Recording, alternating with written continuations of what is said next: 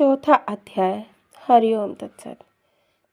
इतनी कथा सुनकर सौनकादिक ऋषियों ने सूत जी से कहा, हे सूत जी, अब हमारी इच्छा है कि आप हमें श्रीमद् भागवत की वह कथा सुनाएं जिसे श्री वेदव्यास जी द्वारा आपने श्रवण किया है, तथा यह भी बताने की कृपा करें कि इस कथा को श्री सुखदेव जी ने किस युग में राजा परीक्षित को सुनाया था। जब इस संसार में मृत्यु होना निश्चित ही है, तो फिर राजा परीक्षित को सर्प के काटने का भय क्यों हुआ, तथा ये भी बतलाएं कि श्री सुखदेव जी तो एक क्षण से अधिक कहीं भी नहीं ठहरते। फिर राजा परीक्षित के पास कथा सुनने के लिए 7 दिन तक एक ही स्थान पर कैसे बैठे रहे, तथा श्री सुखदेव जी को राजा परीक्षित ने कैसे पहचाना।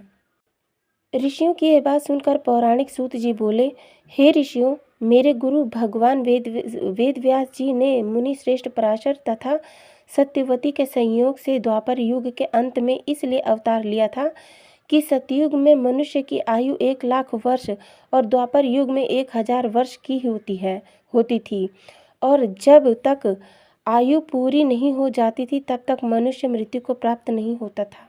परंतु कलयुग में मनुष्य की आयु केवल 120 वर्ष की ही रह जाएगी, तथा उसमें भी पाप कर्म करने के कारण वे इससे पहले ही मर जाएंगे।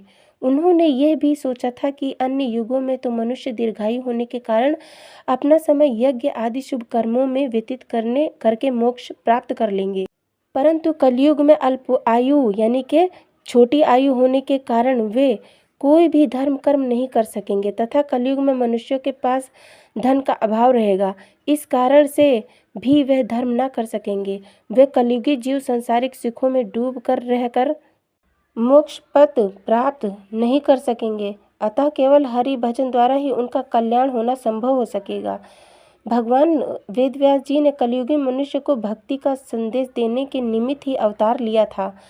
एक दिन वेदव्यास जी सरस्वती नदी के तट पर पहुंचकर स्नान एवं ईश्वर आराधना के पश्चात अपने मन में विचार करने लगे कि ये कलयुग के प्राणी कैसे मूर्ख हैं, जो सत्संग द्वारा ईश्वर को पहचानने के लिए भी नहीं कहते।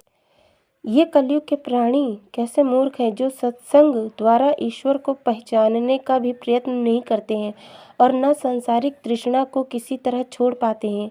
इनके उद्धार का कोई उपाय करना चाहिए। ऐसा सोचकर मेरे गुरु ने वेद के ऋग, यजु,